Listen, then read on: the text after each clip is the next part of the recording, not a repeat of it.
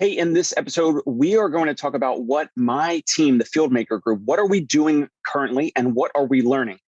Again, I'm Dave Kittle, physical therapist and the owner of Concierge Pain Relief Home Physical Therapy in New York City, and also the CEO of the Fieldmaker Group, where we are currently speaking with practice owners, physical therapy business owners, and other owners of healthcare businesses in New York and New Jersey about helping them potentially acquire their practice so that they can step away and do the next thing that they want to do in their lives. So currently, in regards to what are we currently doing, we're speaking of practice owners that are either interested or somewhat interested somewhere along the continuum of exiting and taking the next step and the next chapter of their life, whatever that might be. And what we're doing is one of the components is, because every practice owner is different, everyone has different goals about what they want to do next. What we're currently doing is we're helping them develop a succession plan and an exit strategy. And what that kind of means is, again, it kind of means something different to everyone, because some owners are maybe in their 40s or 50s. Some owners are in their 60s, 70s, and 80s. So obviously, in terms of the next step or the next chapter in their lives, sometimes it can look drastically different in regards to what they want to do next after stepping away. And in some cases, they are looking to hand over the administrative burdens, the HR, the hiring and the firing, the employee demands. They want to step away from that. They want to have us potentially help them with that. And then they can continue to treat patients at a schedule that they want. That's one thing that we're speaking to practice owners about. And we're actually pretty flexible. We've heard from practice owners that are or have in the past spoken to some of the bigger corporates, the bigger guys that have 25 locations or more. And what we found is that those bigger guys have a cookie cutter approach that is kind of like they're going to dictate the happenings and the proceedings moving forward in regards to how that practice owner interacts and still is involved in that practice. So, for example, we're speaking to one practice owner who he had a deal fall through with a bigger corporate about 1 or 2 years ago. And that bigger corporate group, a physical therapy practice group, they wanted this practice owner to stay on and work for 35 or 40 hours a week. And I completely understand why, because they would want the owner who is there on site to kind of be like the supervision and help with just the transition and make it very stable for the big corporate group. So I get why a corporate group would want a practice owner to stick around like that. The one caveat with this practice owner is this individual currently is only treating patients 1 day a week in the office. So this individual is only in the office 1 day a week. And in order to exit, sell, take his practice and sell it to this bigger corporate group, that corporate group said, among the many terms, one of the terms is that we need you to work 35 to 40 hours a week. And for that practice owner, it's a no-go. He's not interested in that specifically. So that's where we can come in, because we're a little bit of a smaller dynamic group. So we can be a little bit more flexible. We can be a little bit more dynamic in regards to whatever the practice owner prefers. We can be a little bit more adaptable to that. So for example, this individual, we said, hey, like, if you want to continue to just treat patients 1 day a week, great, that's fine. Like, we'll have someone from our team help do what the bigger corporate groups wanted to have that owner do, which is kind of have the day-to-day eyes on the practice, being inside the office. So that's one thing that we're doing in regards to speaking to practice owners, developing a succession plan and an exit strategy. And those, the components of the succession plan is to understand where that practice owner is and what their needs and wants are, what are their preferences. And we, like I said, we can be a little bit more dynamic and flexible. And so our approach when we're speaking to practice owners, right now we're speaking to practice owners mostly in New York Metro, New York City, and New Jersey. We are letting them know we want to hear their needs and their wants and their preferences, and we will let them know, hey, you give us your top preferences, and we will immediately let you know if we can do that. And we'll never go back on our word. We will never change as we get close to the close, or we get close to completing this transaction. We will never revert back on our word and say, you know what, actually, we do need you to work 35 to 40 hours a week, even though we agreed that you would only work 1 day a week or whatever the amount of hours or days per week. There's some owners that are looking to continue to treat after a potential sale to someone like us or another entity.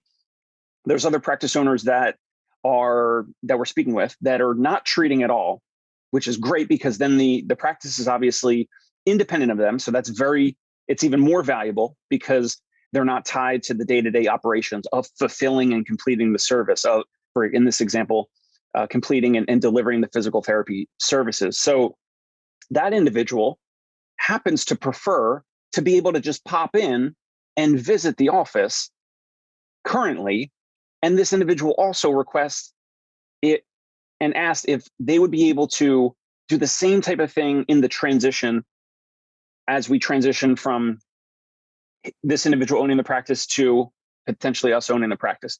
And we said, absolutely. Now, when I say the word transition, that's another thing in regards to this episode. What are we doing? What are we learning? One thing that we're learning is that we're having to have kind of an educational process for some of these owners, because many of these owners, this is the first time that they're selling their business, selling any business. And just like anything, they are going to have to learn a lot of new jargon, new terminology, understand different steps along the process. And so that's what we're doing. That's another thing we're explaining to owners about is that they, for example, they might have a broker already, or they might not. And one thing that we're learning is that owners do not necessarily need a broker. It really depends on their, maybe their business acumen. It depends on who their advisors are. It depends on how comfortable they feel utilizing their current lawyer or an accountant, or they might use some M&A professional. What we're learning is that some practice owners already have a broker. Sometimes we make contact with a practice owner, then they get a broker 3 months later. At the same time, we're speaking to a couple practice owners that do not have a broker at all, and they're leading the negotiations from their side, which is totally fine and is great. There's pros and cons to all of this. One thing is that brokers are typically going to take a 5 or 7 or 10% cut of the total purchase price. That's a whole other conversation for another episode. But the one thing that we're learning that's really big is that as a practice owner, if you're listening to this, you do not necessarily need a broker. It really depends. Like, again, it depends on your ability to negotiate. It depends on your confidence with those types of things. So as a practice owner, how were you with negotiating previous lease terms? As a practice owner, how are you, or how have you been with negotiating changes in salary or compensation, or hiring new employees that are looking to negotiate, or current employees that are looking to negotiate and get some type of performance pay, or a higher a bonus, or a higher salary, something like that. So how are you in those dynamics, in those situations? Do you feel uneasy? Do you feel like you get steamrolled? If that's the case, then you probably would want to get a broker. However, if you typically feel confident, strong, firm, and you feel like you're able to have all of those types of conversations in the business world and physical therapy world, or healthcare in general, but any business setting, some of those interactions around money and compensation, or lease terms, and speaking to a landlord, or speaking to a supplier that's trying to sell you a medical device or something like that. How are you in those interactions, in those situations? If you feel comfortable in those situations, if you usually understand the give and take and the two-way street there, then you're a practice owner that probably does not need a broker. And that's one way around it. Another way is to speak to other practice owners or other colleagues that might have sold their practices or their businesses in the past. Maybe it's someone outside of healthcare or outside of physical therapy.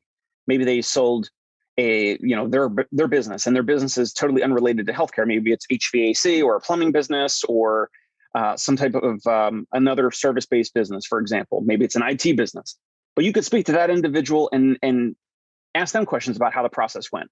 And from that, you could probably glean a lot of information and use it yourself, and then save yourself the 10% of the purchase price. So if you sell your practice for $1 million purchase price, $100,000 is going to be going to that broker. So you really need to make sure that that individual, that broker, is going to really work for you, be responsive, get on Zoom calls, get on FaceTime or phone calls with potential buyers like us or other buyers, making sure that they're advocating for you for the best possible deal terms that you're looking for. But again, that's the one big thing that we're learning, is that you do not necessarily need a broker. Like I said, owners can negotiate the entire deal. And another thing real quick, last thing before we sign off, is that many owners don't understand the value of their business. So there are common multiples and there are common structures in regards to how do we value a healthcare practice? How do you value any service-based business? And the smaller the business, or if it's one location, then the lower the multiple of net profits, which is approximately a term called EBITDA. So many businesses in the mergers and acquisition space are typically valued at some multiple of EBITDA. And in terms of valuing that, many owners don't understand that or don't overlook it. And what they do is they'll say that they want a number for their business that has more to do with their safe and comfortable retirement. Like, for example, $1 million or $2 million. And they think how much money that they would need to live on per month for X amount of years. And that's how a lot of practice owners and business owners that we're speaking with, that's typically how they value their business, which is, I get it, but it's not the scientific way. The scientific way is your business is really worth whatever the market is willing to potentially pay for that business. And if a physical therapy company, let's say, has 3 or more locations, then their multiple would probably be higher than a 3x EBITDA. And it might be closer to the 3 to 5 range, or maybe as there's more offices, maybe to the 5 to 8 multiple of EBITDA. If it's a solo physical therapy practice with, let's say, 3 physical therapists in the office treating patients, then it might be in the ballpark of about a 3x multiple on EBITDA, or approximately on the net profit at the end of the year, times 3. That would be the value of the practice. So let's just say if the practice is doing $1 million in top line revenue per year, and the bottom line net profits at the end of the year is $250K, times 3, if the net profit, and there's a slightly different calculation between net profits and EBITDA, but they're in the same ballpark. So if you just say that the EBITDA is $250K for that year, times 3, $750,000 potentially as a purchase price for a business that's doing 1 million in revenue, taking home about 250 grand net income as profits per year, times 3, that's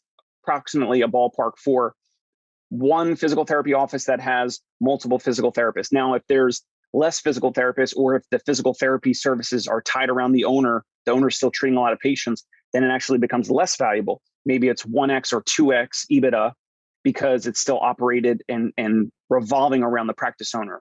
We are definitely looking for practices that are where the owner is hands-off or hardly treating or not treating too much and has already built a lot of the team and the processes and all of that. So that's it for right now. That's what we wanted to cover on this episode in terms of us at the Fieldmaker Group. What are we doing and what are we learning? Hopefully from that, if you're a practice owner and you're listening, then you're also learning a couple of these new techniques and strategies as well, learning about the process, some of the terminology, and some of the steps in this continuum of the potential transaction. If you're looking for more information, go ahead and rate, review, and subscribe. If you're on YouTube, go ahead and hit the subscribe button. You'll get notified of the next couple of videos that are similar to this. And like I said, in the near future, we're going to be interviewing attorneys, lawyers, M&A advisors, brokers. We're going to be actually interviewing, and we have already interviewed a few practice owners that have sold their practices, physical therapy practice owners, and they're going to give you a lot of details about their transaction, what happened, what they liked about the process, what they didn't like about the process. We have practice owners where we already recorded episodes where they're talking about their negotiations, how the negotiations went. Did they have a broker or not? How did their due diligence go? The due diligence is a lot more time consuming. We're talking about looking at your bank statements, looking at your receivables, looking at basically every dollar of inflow and outflow of your business, looking at all of your tax returns and all of your financials, This is just the nature of what is needed in terms of the steps and the processes to potentially exit and sell your practice. So that is it for right now. Again, I'm Dave Kittle, the physical therapist and the owner of Concierge Pain Relief in New York City, Concierge Pain Relief Home Physical Therapy. And I'm also the CEO of the Fieldmaker Group. If you're a practice owner, you can reach out to us anytime if you're interested in speaking about even high level, the possibility, even just a possibility of potentially selling if you're interested. So you can reach out to me at any point. You can email me, dave@conciergepainrelief.com. And you can find me all over the internet. If you just Google my name, Dave Kittle, you should be able to find me and reach out to me. You can find me on LinkedIn. You can find me on Facebook, Instagram, whichever platform you prefer. And you can also call me at any point, 646-781-8884. Hey, it's Dave Kittle. Are you a healthcare business owner or physical therapy practice owner who is looking to figure out your succession plan or exit strategy? We might be able to help. And in fact, we may be interested in acquiring your practice. If you're interested, you can reach out to me. Shoot me an email at dave@conciergepainrelief.com. That's DAVE@CONCIERGE painrelief.com. Or you can call me at any time, 646-781-8884.